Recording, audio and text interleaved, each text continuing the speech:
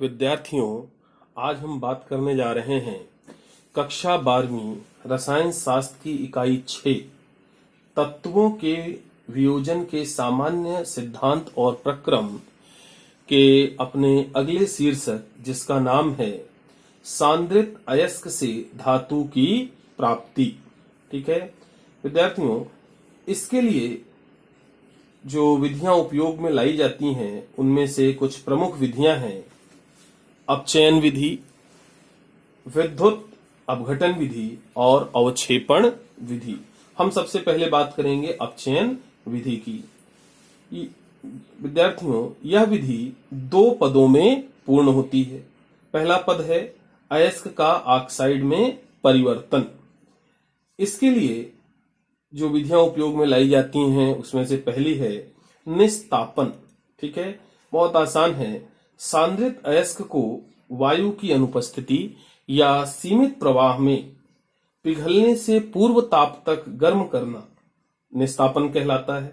ठीक है, यह विधि कार्बोनेट या हाइड्रेटेड ऑक्साइडों के लिए प्रयोग की जाती है, जैसे कैलामीन, हेमेटाइट आदि। जैसे कैलामीन मतलब ZnCO3 का जब हम निस्तापन करते हैं तो वो ZnO में परिवर्तित हो जाता है। इसी तरह से जब बॉक्साइट का निस्तापन करते हैं तो वह Al2O3 एल्यूमिना में बदल जाता है, और जब हम हेमेटाइट अयस्क का निस्तापन करते हैं तो वह निस्तापन के परिणाम स्वरूप लोहे के ऑक्साइड Fe2O3 में परिवर्तित हो जाता है। अगली विधि है भर्जन। इस विधि में सांद्रित अयस्क को वायु के प्रवाह में विशेष प्रकार की भट्टियों में पिघलने से पूर्व ताप तक गर्म किया जाता है। ठीक है, इस विधि के द्वारा galena, zinc blende, cinnabar, copper pyrite आदि जो धातुओं के अयस्क हैं उन्हें धातु ऑक्साइड में बदला जाता है। इसके लिए कुछ इस प्रकार की भट्टी का उपयोग किया जाता है, इस प्रकार की परावर्तनी भट्टी का उपयोग किया जाता है। ठीक है, जैसे हम यहाँ पे बात करें तो इस परावर्तनी भट्टी में जब वायु के प्रवाह के साथ PbS को गर्म किया जाता है तो वो PbO में बदल जाएगा। ZnS को गर्म किया जाता है तो ZnO में बदल जाता है।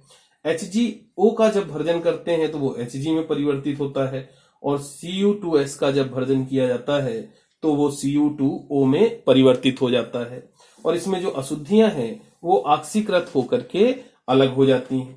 ठीक है, अगला पद है धातु ऑक्साइड से धातु को प्राप्त करना, ऑक्साइड से धातु प्राप्त करना। इसके लिए भी कई विधियां उपयोग में लाई जाती हैं।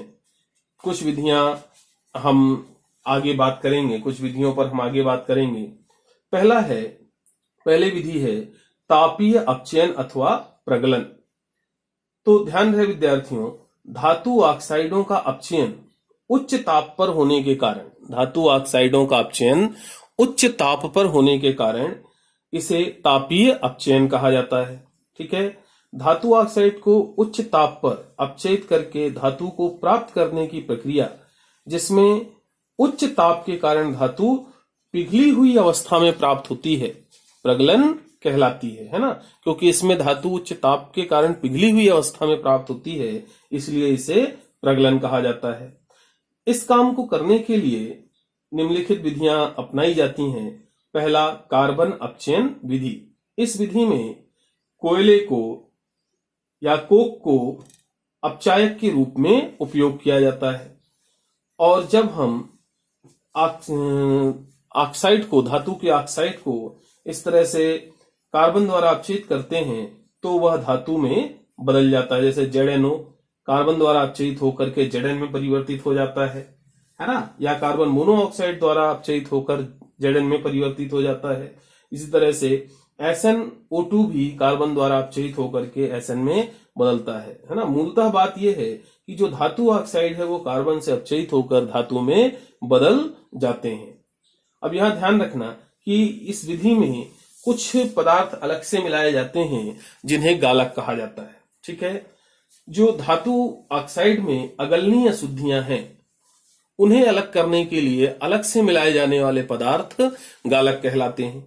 तो अगलनीय अशुद्धियों को गलनीय पदार्थों में बदलकर हटाने के लिए उसमें मिलाए जाने वाले पदार्थ को गालक कहते हैं, है ना।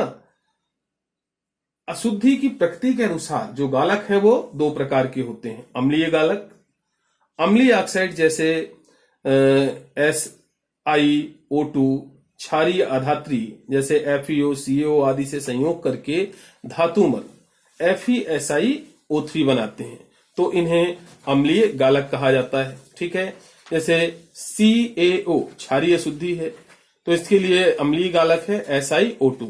जब ये दोनों क्रिया करते हैं तो CaSiO3 बनता है। ठीक है, दूसरा प्रकार है गालक का क्षारीय गालक।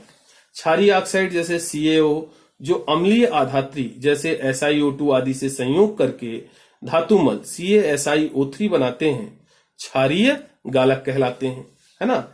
जैसे यहाँ पे हम बात करें तो CaO, FeO क्षारीय गालक हैं क्योंकि SiO2 अम्लीय अशुद्धि है। तो जब ये आपस में क्रिया करते हैं तो क्रमशः CaSiO3 और FeSiO3 धातुमल को बनाते हैं। अब बात करते हैं कि धातुमल क्या होता है। तो देखिए बेटा, आधात्री और गालक के साथ बना हुआ वह गलनीय पदार्थ जो धातु के ऊपर एक पृथक सतह बनाता है धातु मल कहलाता है ना। क्योंकि धातु मल क्या होता है, धातु से हल्का होता है, इसलिए पिघली हुई धातु के ऊपर तैरता रहता है ना। और यही जो तैरता हुआ पदार्थ है जो गालक के साथ संयोग से बनता है धातु मल कहलाता है। अगली विधि है गोल्ड स्मिथ थर्माइट विधि। इस विधि में एल्यूमिनियम का अपचायक के रूप में प्रयोग करते हैं, एल्यूमिनियम धातु का अपचायक के रूप में प्रयोग करते हैं, है ना। इस विधि को क्रोमियम, मैग्नीज आदि के निष्कर्षण में प्रयोग किया जाता है ना। तो ये भी ध्यान रखना बेटा कि जो एल्यूमिनियम का दहन है वो बहुत अधिक ऊष्मा देता है। ठीक है, अतः आयरन ऑक्साइड के साथ एल्यूमिनियम का ऑक्सीकरण गलित आयरन द्वारा वेल्डिंग में उपयोग होता है, इसका उपयोग वेल्डिंग में किया जाता है। ठीक है, फिर नेक्स्ट है स्वतः अपचयन, प्रगलन या वायु अपचयन।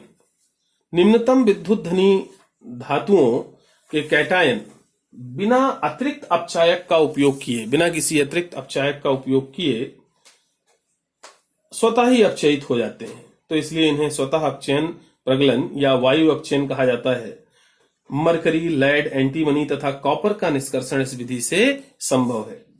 मरकरी का निष्कर्षण जैसे देखें तो HgS वायु द्वारा ऑक्सीकृत होकर के HgO बनाता है और HgO फिर Hg में अपचयित हो जाता है।